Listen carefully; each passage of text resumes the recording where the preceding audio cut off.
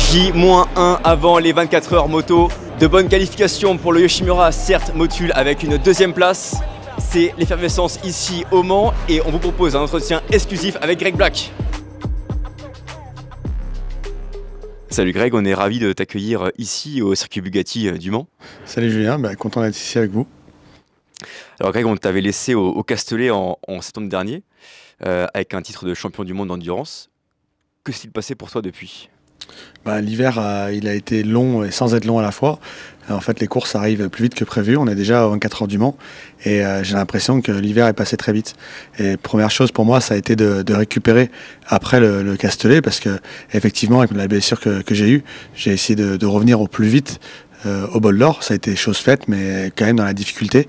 Et donc derrière, j'ai dû prendre un peu de temps de récupération pour que mon poignet récupère au plus proche des 100%. Ça a mis quand même beaucoup de temps. Aujourd'hui, je suis pas encore à 100% comme j'ai pu l'être avant le bol d'or, enfin avant le Suzuka, surtout avant la chute. Mais en tout cas, je suis très proche des 100%. Et donc pour ça, j'ai pas fait de moto jusqu'à fin janvier. Tout simplement pour éviter les chocs, les vibrations et tout ce qui pourrait engendrer une récupération plus lente. Donc ça a été surtout ça. Après, je me suis entraîné physiquement sur la moto tout le long de l'hiver, que ce soit en vélo, en salle, etc., pour m'entraîner au maximum sportivement. Ce titre acquis est ton troisième en catégorie EWC. Comment tu le situes par rapport aux autres ? Celui-là, il fait vraiment plaisir parce que ça a été une année, je dirais, presque parfaite avec une victoire sur les deux courses de 24 heures. C'est les courses les plus importantes, les plus dures, que tout le monde le sait, et surtout des podiums sur tout le reste des courses. Et ça, pour nous, c'est vraiment une fierté. Et je pense que c'est difficile aujourd'hui en endurance de faire bien mieux, à part gagner les 4 courses, qui est une chose très difficile et je pense qui est jamais arrivée. Donc aujourd'hui, on peut être fier de ce titre et des performances qu'on a pu amener en 2024. Bien sûr, les autres titres, le premier, il est toujours important et on est toujours très content de l'avoir quand on en a un.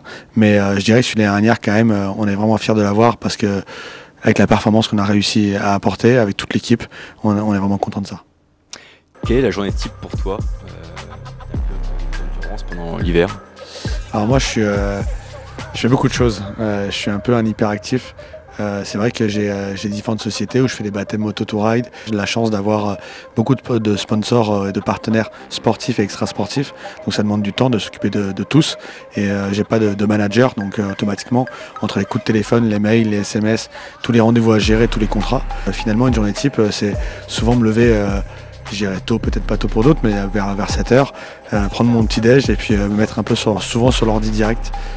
Pour avancer sur mes papiers et rattraper un peu tout le retard. Je fais souvent une séance de sport, souvent l'après-midi ou sinon le soir, une fois que ma journée est terminée. Et généralement, une journée, elle est quand même bien chargée. Effectivement, je fais aussi la plupart de ma mécanique pour mes motos de baptême et mes motos perso. Donc ça demande quand même beaucoup de temps et aussi quand je le peux, rouler en moto. Alors cet hiver, ça a été une pause en moto, mais généralement, quand j'ai dû reprendre en janvier, depuis, j'ai fait pas mal d'entraînements perso, donc mettre en place ces entraînements et aller rouler. Justement, avec quel type de moto tu t'entraînes ? Alors, j'ai la chance d'avoir une moto qui est fournie par le CERT. Le CERT font des motos qui vendent aux clients, des motos complets clients. Et nous, on bénéficie avec Étienne de ces motos-là. Et ça nous permet d'avoir une moto, bien sûr, qui n'est pas notre moto de course, parce que les pièces qu'il y a sur notre moto de course s'usent plus vite et coûtent très cher. Et du coup, on a des pièces qui sont très performantes, fourche, tête de fourche et le faisceau kit sur la moto. Donc ça permet d'avoir des motos type championnat de France. Et je m'entraîne principalement avec celle-ci l'hiver. On a pu rouler ensemble avec Étienne à Valence 3 jours. Et j'ai fait 2 jours à Alcaraz et puis une journée avec Box 23 à Barcelone. À l'aube de la nouvelle saison, ressens-tu un engouement particulier avec ce numéro 1 ? Tout le monde est content de revoir le numéro 1 sur notre Suzuki. Pour nous, le travail reste le même. Je pense qu'on est dans une position jamais confortable, mais on sait qu'on peut rejouer le titre. La concurrence est élevée, les autres teams sont très forts. Je pense qu'on est un peu la cible à aller chercher. Donc c'est ça qu'il va falloir assumer. et montrer qu'on est aussi fort qu'on l'a été l'année dernière et continuer notre travail qu'on fait depuis des années avec cette moto. Et on a pu voir encore des évolutions sur la moto et des choses qui nous donnent le sourire en roulant. Donc ça fait vraiment plaisir d'avoir ça. Et aujourd'hui, donc le numéro 1, ça met une toute petite pression, mais ça fait surtout plaisir. La moto est toujours là, donc je pense que faire partie de cette équipe, c'est une vraie fierté parce qu'on voit que dans n'importe quelle condition, ils sont toujours présents. Tu roules en endurance depuis 2008. Ton expérience doit être un atout dans une semaine de course comme celle des 24 heures du Mans? J'ai l'impression d'être toujours jeune, mais c'est vrai que les années, elles passent. Je me rends compte que quand je vais à des endroits, je suis plus jeune, c'est fini, c'est à ce temps-là. Et donc, quand je regarde en arrière, je me dis, tiens, 2008, effectivement, c'est mes débuts en endurance. C'était un début qui était juste pour prendre de l'expérience avec des 1000 cm3 pour rouler un championnat du monde en 1000 en vitesse. Et en fait, j'ai pris goût rapidement à cette discipline et je ne l'ai jamais quitté. Donc depuis 2008, ça commence à faire un paquet d'éditions de 24 heures que j'ai vécu, que j'ai fait dans différentes conditions, chaud, froid, pluie, des conditions des fois atroces ou des très bonnes conditions et des courses de 8 heures. Donc ça fait aujourd'hui beaucoup d'expérience et peut-être l'un des pilotes avec le plus d'expérience du plateau. Alors il y en a quand même plusieurs qui ont beaucoup d'expérience aussi, qui ont fait beaucoup de courses.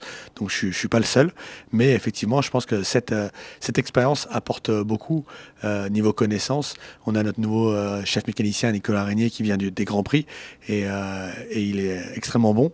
Mais bien sûr, il est toujours à l'écoute de cette expérience d'endurance qu'on peut avoir. Ça apporte beaucoup de choses. Donc je trouve que c'est effectivement un atout. Quel est l'objectif pour ce week-end? L'objectif, il est clair, c'est de gagner. On sait qu'on a gagné par le passé à quelques éditions.